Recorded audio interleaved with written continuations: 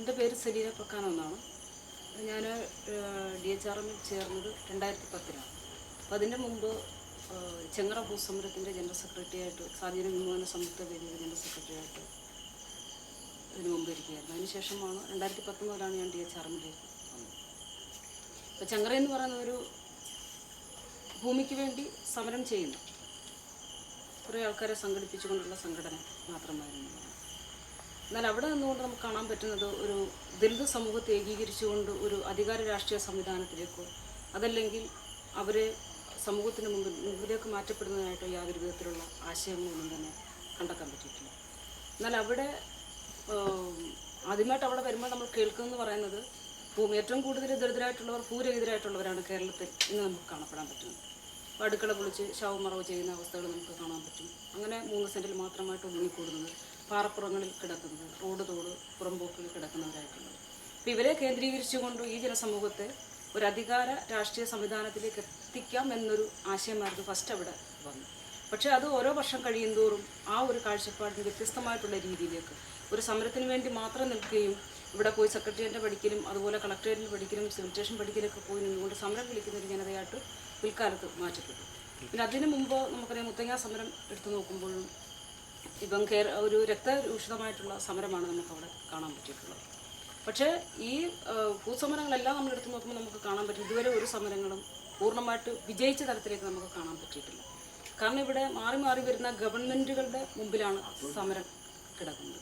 പക്ഷേ ആ ഗവൺമെൻറ്റുകൾ നമ്മളൊരു ഡിമാൻഡ് വെക്കുന്നു, അവർ അത് അംഗീകരിക്കുന്നു, അവസാനം പാക്കേജ് വരെ അവതരിപ്പിക്കേണ്ട ഒരു സ്റ്റേജിലേക്ക് ഗവൺമെൻറ് വന്നു. പക്ഷേ അത് ഒരിക്കലും ഈ ജനങ്ങളുടെ ഇടയിലേക്ക് പ്രാവർത്തികമാക്കാൻ പറ്റിയിട്ടില്ല. അതും 50 സെൻറ്റ്, 1 ഏക്കർ, 25 സെൻറ്റ് എന്നീ രീതിയിലാണ്. പക്ഷേ അതിൽ നിന്നുകൊണ്ട് ഈ ജനസമൂഹത്തിന് മാറ്റം ഉണ്ടാക്കാൻ പറ്റത്തില്ല എന്നുള്ളത് വ്യക്തമായിട്ട് നമുക്ക് മനസ്സിലാക്കി. അപ്പോൾ അവിടെ നിൽക്കുമ്പോഴാണ് DHRMനെ കുറിച്ച് ആദ്യമേ ഞാൻ മനസ്സിലാക്കുന്നത് പാർലമെൻറ്റ് തിരഞ്ഞെടുപ്പ് വരുന്ന സമയത്താണ്. അതിൻ്റെ ആ നോട്ടീസ് എൻ്റെ കയ്യിൽ കിട്ടുകയും അത് വായിക്കുകയും ചെയ്തപ്പോൾ അതിൽ വ്യക്തമായിട്ട് ദളിതൻ്റെ മാറ്റത്തെക്കുറിച്ച് അതിൽ വ്യക്തമായിട്ട് പറയുന്നുണ്ടാകും നോട്ടീസ്. അപ്പോൾ അതോടുകൂടിയാണ് എനിക്ക് DHRM അറിയണമെന്നുള്ള ഒരു താല്പര്യം തോന്നി തുടങ്ങി. പിന്നീട് അത് അറിയാൻ ശ്രമിക്കുകയും ചെയ്തു. അത് അറിഞ്ഞു കഴിഞ്ഞപ്പോൾ വ്യക്തമായിട്ട് മനസ്സിലാക്കാൻ പറ്റിയത് ഒരു സാംസ്കാരിക അടിത്തറയിൽ നിന്നുകൊണ്ട് ദളിത് സമൂഹത്തിൻ്റെ മോചനത്തിന് വേണ്ടുന്ന സർവ്വതും ജനാധിപത്യത്തിലൂടെ നേടിയെടുക്കാൻ പറ്റും എന്നുള്ളത് വ്യക്തമായി മനസ്സിലാക്കിക്കൊണ്ടാണ് DHRMലേക്ക് വന്നത്. ഇവിടെ നമുക്കറിയാം, ഇപ്പോൾ ഏറ്റവും കൂടുതൽ ബുദ്ധിജീവികളാണെങ്കിലും എഴുത്തുകാരൊക്കെ തന്നെ ഇവിടെ സമരത്തിനെ പ്രോത്സാഹിപ്പിച്ചുകൊണ്ടേയിരിക്കും നമുക്ക് കാണാൻ പറ്റും.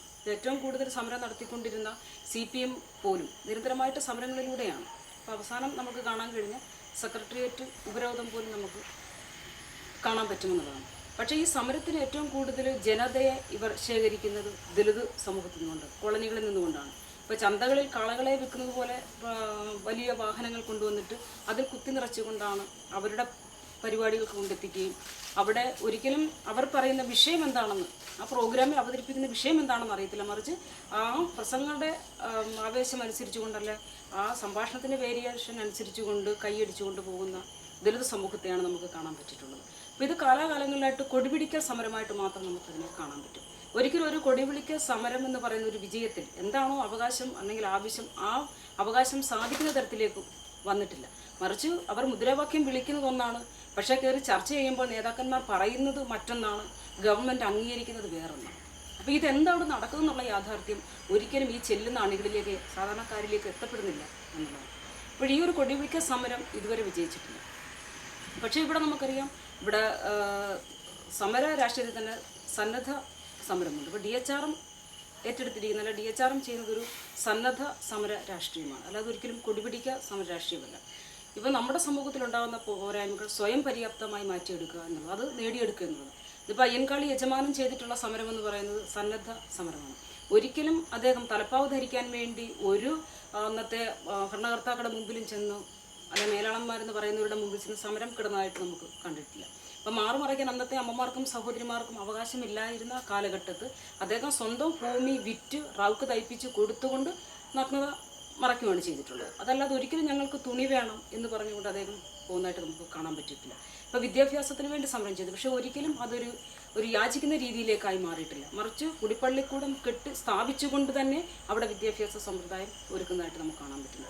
അതൊരു സന്നദ്ധമായിട്ടുള്ളത് ഒരു അവകാശ സമര പോരാട്ടമാണ് നമുക്കവിടെ കാണാൻ പറ്റിയിട്ടുള്ളത്. അപ്പോൾ അത്തരത്തിൽ തികച്ചും ആ അയ്യൻകാളി യജമാനൻ്റെ ആ ഒരു സമരമാണ് DHR പിന്തുടരുന്നത്. ഇപ്പം മാറി മാറി വന്ന ഗവൺമെൻറ്റുകൾ, ഇപ്പം മുത്തങ്ങ സമരമാണെങ്കിൽ പോലും അന്ന് ഭരിച്ചുകൊണ്ടിരുന്നത് UDF ഗവൺമെൻറ്റാണ്. ആ UDF ഗവൺമെൻറ് ഭരിച്ചുകൊണ്ടിരുന്ന കാലഘട്ടത്തിൽ അവിടെ രക്തരൂഷിതമായിട്ടുള്ള സമരം നടന്നുവെങ്കിൽ അന്നത്തെ LDF രാഷ്ട്രീയ പ്രസ്ഥാനം പിന്നീട് അധികാരത്തിൽ വന്നു. പക്ഷേ അധികാരത്തിൽ വരാൻ മുഖ്യമായിട്ടുള്ള കാരണമെന്ന് പറയുന്നത് ഓരോ കോളനികളിലും ഈ സമരത്തിൻ്റെ, മുത്തങ്ങ സമരത്തിൻ്റെ CD കാണിച്ചുകൊണ്ടാണ്. ഞാനും കണ്ട വ്യക്തിയാണ്. അപ്പോൾ പിന്നീട് വന്നതാണ് LDF ഗവൺമെൻറ്. പക്ഷേ LDF ഗവൺമെൻറ് ഭരണത്തിലിരിക്കുമ്പോഴാണ് ഇവിടെ ചെങ്ങറ സമരം നടക്കുന്നത്. പക്ഷേ അവിടെ അവർ ചെയ്തത്, LDF ഗവൺമെൻറ് ചെയ്തത്, അവിടെ പട്ടിണിക്കിട്ട് കൊല്ലാൻ ശ്രമിക്കുന്നു, മരുന്ന് നിഷേധിച്ചുകൊണ്ട് കൊല്ലാൻ ശ്രമിക്കുന്നു, ആഹാരം നിഷേധിച്ചുകൊണ്ട് ഉപരോധം സൃഷ്ടിച്ചുകൊണ്ട് ആഹാരവും മരുന്നും ദാഹജലവും നിഷേധിച്ചുകൊണ്ട് കൊല്ലാൻ ശ്രമിക്കുന്ന ഒരു രീതിയാണ് നമുക്കവിടെ കാണാൻ പറ്റിയിട്ടുള്ളത്. അതും കബളിപ്പിക്കപ്പെട്ട ഒരു രീതിയിലേക്ക് ആ ജനസമൂഹത്തെ മാറ്റി എന്നുള്ളതാണ്. ഇവിടെ സമരം ചെയ്ത ആരുടെ മുമ്പിലാണ്? ഭരണകർത്താക്കളുടെ മുമ്പിലാണ്, അല്ല ഗവൺമെൻറ്റിൻ്റെ മുമ്പിലാണ് സമരം ചെയ്യുന്നത്. അപ്പോൾ കാലാകാലങ്ങളായിട്ട് ഓരോ പാർട്ടികളിലും മാറി മാറി വന്നുവെങ്കിൽ, അവർ അധികാരത്തിലേക്ക് വന്നു, അല്ല ഭൂമിക്ക് വേണ്ടി വരുന്നുവെങ്കിൽ ആ ഗവൺമെൻറ്റിന് മുമ്പിലാണ് സമരം കിടന്നത്. പക്ഷേ ഗവൺമെൻറ് ഇതിനൊന്നും തന്നെ ശാശ്വതമായിട്ടുള്ള പരിഹാരം കാണിച്ചിട്ടില്ല. അപ്പോൾ അതിന് പകരമായിട്ട് നമുക്ക് ചെയ്യാൻ പറ്റുന്നത് വീണ്ടും ഇത് തുടർന്ന് ഇപ്പോൾ അരിപ്പ സമരം വരെ വന്നെത്തി നിൽക്കുന്നു എന്നുള്ളതാണ്. ഇപ്പം മുത്തങ്ങ സമരം വിജയിച്ചുവെങ്കിൽ ഒരിക്കലും ചെങ്ങറ സമരത്തിൻ്റെ ആവശ്യം വരില്ല. ചെങ്ങറ സമരം വിജയിച്ചുവെങ്കിൽ ഒരിക്കലും ഇപ്പോൾ അരിപ്പ സമരം രൂപപ്പെടത്തില്ല. ഇപ്പോൾ അരിപ്പയിൽ നിന്നും ഇനി അടുത്തൊരു സമരം വരാൻ സാധ്യതയുണ്ട്. അപ്പോൾ ആ ഒരു രീതിയിലേക്ക് വന്നെത്തി നിൽക്കുന്നു എന്നുള്ളതാണ്. അപ്പോൾ അതിൻ്റെ ഏക പ്രതിവിധി എന്ന് പറയുന്നത് ഗവൺമെൻറ്റിന് മുമ്പിലാണ് നമ്മൾ യാചിക്കുന്നുവെങ്കിൽ ആ ഗവൺമെൻറ്റായി മാറ്റപ്പെടാൻ, നിയമം നിർമ്മിക്കുന്ന സമൂഹമായിട്ട് മാറ്റപ്പെടാൻ ദളിതരെ പ്രാപ്തമാക്കി മാറ്റുക എന്നുള്ളതാണ് DHR മെയിനായിട്ട് മുൻപോട്ട് വെക്കുന്നതെന്ന് പറഞ്ഞു. അപ്പോൾ തീർച്ചയായിട്ടും അതിനുവേണ്ടി എന്തെല്ലാമാണ് ഈ പൊതുസമൂഹത്തിന് നൽകാൻ പറ്റുന്നത്? അപ്പോൾ അതിൻ്റെ ഇപ്പോൾ സാമൂഹ്യ അധികാര രാഷ്ട്രീയ സംവിധാനത്തിലേക്ക് ദളിത് സമൂഹത്തെ മാറ്റിയെടുക്കുക, അതിലൂടെ തന്നെ ഒരു രാഷ്ട്രീയ അധികാരത്തിലേക്ക് എത്തപ്പെടുന്ന രീതിയിലേക്ക് കൊണ്ടെത്തിക്കുക. അപ്പോൾ ഇതിൻ്റെ എല്ലാം അടിസ്ഥാനമെന്ന് പറയുന്നത് ഒരു സാംസ്കാരിക അടിത്തറയിൽ നിന്നുകൊണ്ട് മാത്രമേ ഇവിടെ ഈ ഒരു തരത്തിലേക്ക് ദളിത് സമൂഹത്തെ മാറ്റാൻ പറ്റത്തുള്ളൂ. അപ്പോൾ കൃത്യമായിട്ട് ഒരു ബുദ്ധിസ്റ്റ് കാഴ്ചപ്പാടിൽ നിന്നുകൊണ്ട് ആ ഒരു സാംസ്കാരിക അടിത്തറ കെട്ടിപ്പടുക്കാൻ DHRന് സാധിച്ചു എന്നുള്ളതാണ്. അപ്പോൾ ഇതിൻ്റെ ഭാഗമായിട്ടാണ്, ഇത് മനസ്സിലാക്കിയത് കൊണ്ടാണ് DHRമിലേക്ക് ഞാൻ കടന്നു വന്നതും ഇപ്പോൾ ഞാൻ നിൽക്കുന്നത് DHRമിൻ്റെ ചെയർപേഴ്സൺ എന്ന സ്ഥാനത്താണ്. ഓണം സ്റ്റാൻഡ്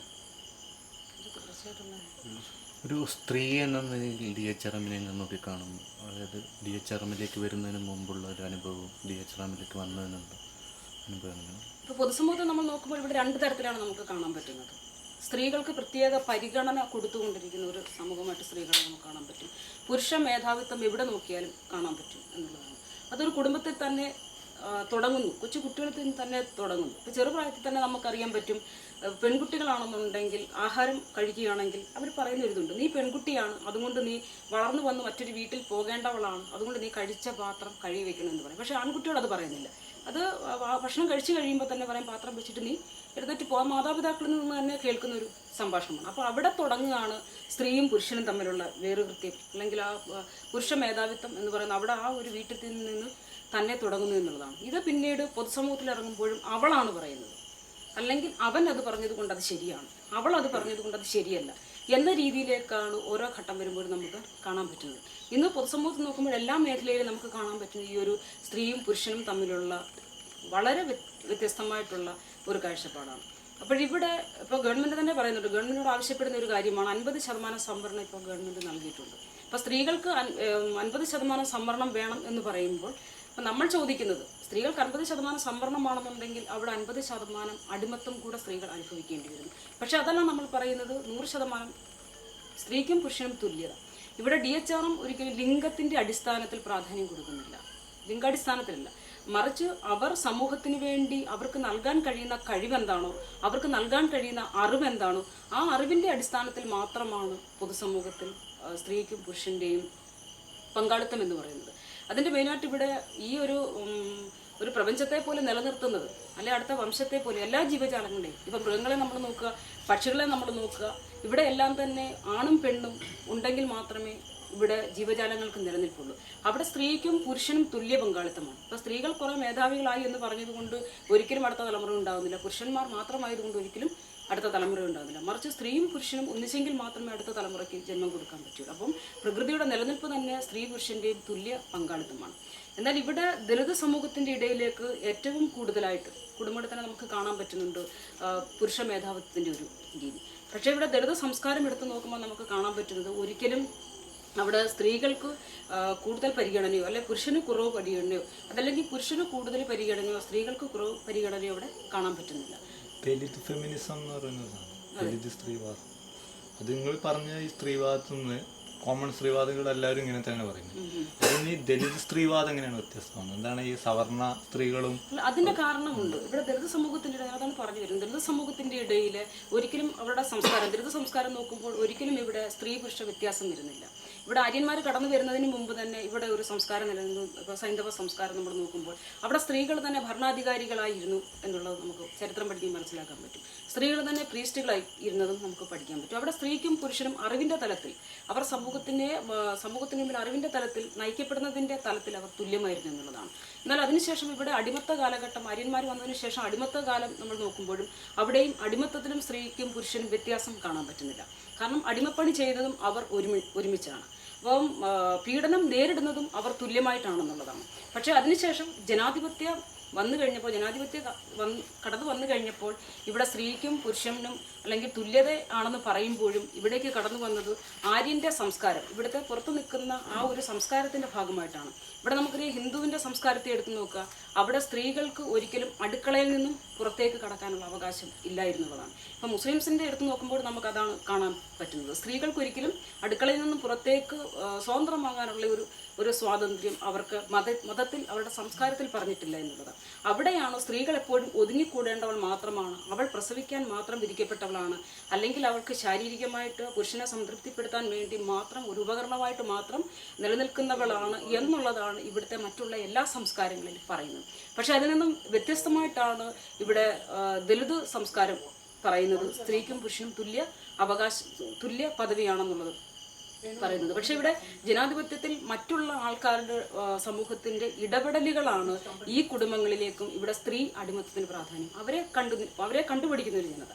അപ്പോൾ അവരെ അനുകരിക്കുന്ന ഒരു ജനതയായിട്ട് മാറ്റപ്പെട്ടത് കൊണ്ടാണ് ഇന്ന് സമൂഹത്തിൽ ആ ഒരു അവസ്ഥയിലേക്ക് സ്ത്രീക്ക് രണ്ടാം തരം ആയി മാറേണ്ട ഒരു ഗതികേടിലേക്ക് വന്നത്.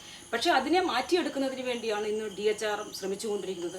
അത് ചെറു കുട്ടികളിൽ നിന്ന് പോലും തുടങ്ങുന്നത്. ഇപ്പോൾ കുട്ടികളിൽ നിന്ന് തന്നെയാണ് സ്ത്രീക്കും പുരുഷനും വ്യത്യസ്തത ഉണ്ടായെങ്കിൽ നമ്മൾ ഓരോ കുടുംബങ്ങളിലുമുള്ള മാതാപിതാക്കൾക്ക് ബോധവൽക്കരണം കൊടുത്തുകൊണ്ട് അതോടൊപ്പം തന്നെ ആ കുട്ടികളെ അവരുടെ കഴിവിലും അറിവിലുമാക്കി മാറ്റുന്നു. അവിടെ സ്ത്രീക്ക് കഴിവുണ്ടെങ്കിൽ പെൺകുട്ടിക്കാണ് കഴിവുണ്ടെങ്കിൽ അവൾ നയിക്കട്ടെ, ആൺകുട്ടിക്കാണെന്നുണ്ടെങ്കിൽ ആ ആൺകുട്ടി നയിക്കട്ടെ. അപ്പോൾ ആ ഒരു രീതിയിലേക്ക് വരുമ്പോൾ ഇതിൻ്റെ ഇടയിൽ ഒരു സ്ത്രീ പുരുഷ വ്യത്യാസമില്ല, മറിച്ച് തുല്യതയോടുകൂടിയ ഒരു സമൂഹമായിട്ട് മാറ്റാൻ സാധിക്കുന്നതാണ്. ഈ തുല്യത ദലിത് പെണ്ണെഴുത്തുകാർ എങ്ങനെയാണ് നോക്കിക്കാണുന്നത്? ഇപ്പം പെണ്ണെഴുത്താണെങ്കിലും ഇപ്പം പുരുഷൻ്റെ എഴുത്താണെങ്കിൽ പോലും അത് സമൂഹം അതിനെ സ്വീകരിക്കുന്ന തരത്തിലാണ്, അല്ല സമൂഹത്തിൽ അതിനെ അറിയിക്കുന്ന തരത്തിലാണ്. ഇപ്പോൾ പെണ്ണെഴുത്തെന്ന് പറഞ്ഞുകൊണ്ട് സ്ത്രീകളെ മാറ്റി നിർത്തുന്നു, സ്ത്രീകളെ രണ്ടാം തരത്തിലേക്ക് മാറ്റപ്പെടുന്നത്. ഇതിപ്പോൾ ഈ ഫെമിനിസം പറയുന്ന അതും ഇതിൽ ഉൾപ്പെടുന്നത് തന്നെയാണ്. പിന്നെ ഏറ്റവും കൂടുതൽ ഫെമിനിസ്റ്റുകളെ സൃഷ്ടിച്ചുകൊണ്ട് അവരൊരു മേധാവികളായിട്ട് മാറ്റപ്പെടുന്നു. അതെ, പെണ്ണെഴുത്തിൻ്റെ കാര്യം പറഞ്ഞത്. അപ്പോൾ അങ്ങനെ അവർ ഏറ്റവും പറഞ്ഞു ഇപ്പോൾ പറയുന്നവരുണ്ട് ആണുങ്ങൾക്ക് പ്രസവിക്കാൻ പറ്റുമോ, ചോദിക്കുന്ന ഒരു ചോദ്യമാണ്. തിരിച്ച് നമുക്കും ചോദിക്കാൻ പറ്റും, സ്ത്രീകൾക്ക് സ്വന്തമായിട്ട് പ്രസവിക്കാൻ പറ്റുമോ, നമുക്കും തിരിച്ച് ചോദിക്കാൻ. ഫെമിനിസവും വ്യത്യസ്തമാണ്. സ്ത്രീകൾക്കിടയിൽ ദലിതിനും രണ്ടാം തരത്തിൽ മാത്രമേ ദേവിക ടീച്ചറുമായിട്ട് പ്രശ്നം. പിന്നെ ഇപ്പോൾ ചേച്ചിനെ സംബന്ധിച്ചിടത്തോളം ചെങ്ങറയിൽ നടന്നതും DHRM-ൽ നിന്നും സ്റ്റേറ്റ് സ്ത്രീകൾക്കെതിരെ ദളിത് സ്ത്രീകൾക്ക് നടന്നൊരു അക്രമത്തെക്കുറിച്ച് പറയാം. ഇപ്പോൾ ചെങ്ങറയിൽ തന്നെ പണിക്ക് പോയിട്ട് വരുമ്പോൾ വഴി തടഞ്ഞു നിർത്തുകയും ഇല്ല, അവിടെ നോക്കുന്നുണ്ട് പീഡനം തുല്യമാണ്. ഇപ്പൊ സ്ത്രീകളെ ബലാത്സംഗം ചെയ്യാൻ പറ്റും, അതുകൊണ്ട് സ്ത്രീകളെ മാത്രമേ ബലാത്സംഗം ചെയ്യാൻ പറ്റൂ, പുരുഷനെ ഒരിക്കലും ബലാത്സംഗം ചെയ്യാൻ പറ്റത്തില്ല. അപ്പോൾ അതുകൊണ്ട് അവനെ കല്ലെറിഞ്ഞു കൊല്ലുക എന്ന രീതിയാണ് അവിടെ ശ്രമിച്ചിട്ടുള്ളത്. അല്ലെങ്കിൽ പിടിച്ചു കെട്ടി മോഷണ കുറ്റം ചുമത്തിക്കൊണ്ടോ അല്ലെങ്കിൽ ഇതേ രീതിയിലുള്ള മാവോയിസ്റ്റ് കുറ്റം ചുമത്തിക്കൊണ്ടോ അവരെ പോലീസ് സ്റ്റേഷൻ അല്ലെ ജയിലിൽ അടക്കുകയും അല്ലെ ക്രൂരമായിട്ട് അവരെ പീഡിപ്പിക്കുകയും ചെയ്യാൻ മാത്രമേ പറ്റത്തുള്ളൂ. സ്ത്രീകളായതും കൊണ്ട് അവരെ ബലാത്സംഗം, സ്ത്രീകൾ മാത്രമാണെന്നുണ്ടെങ്കിൽ അവിടെ ആ ഒരു ബലാത്സംഗം വ്യാപകമുണ്ടെങ്കിൽ പുരുഷന്മാരെ പിടിച്ച് ആർക്കും പുരുഷന്മാർക്ക് ബലാത്സംഗം ചെയ്യാൻ പറ്റത്തില്ല. അപ്പോൾ സ്ത്രീകൾക്ക് കൊടുക്കാൻ പറ്റുന്ന പീഡനം അതായതുകൊണ്ട് അത് ആ ഒരു രീതിയിലേക്ക് അന്നത്തെ ഭരണകൂടം ചെയ്തു എന്നുള്ളതാണ്. ഇപ്പോൾ മുത്തങ്ങ സമരം തുടങ്ങുന്നതും ചെങ്ങറയൊക്കെ ഏകദേശം കേരളത്തിൻ്റെ പറയപ്പെടുന്ന ദേശീയാഘോഷമായ ഓണത്തിൻ്റെ ആ സമയത്താണ്. അപ്പം DHRM എങ്ങനെയാണ് ഓണത്തെ നോക്കിക്കാണുന്നത്? DHR ഇന്ന് ഇപ്പോൾ കേരളത്തിലുള്ള എല്ലാ ജനസമൂഹവും ഇപ്പോൾ ദേശീയ ഉത്സവമായിട്ടാണ് തിരുവോണത്തെ ഒരു മിനിറ്റ് ഞാൻ പറഞ്ഞ കാര്യങ്ങളാണ്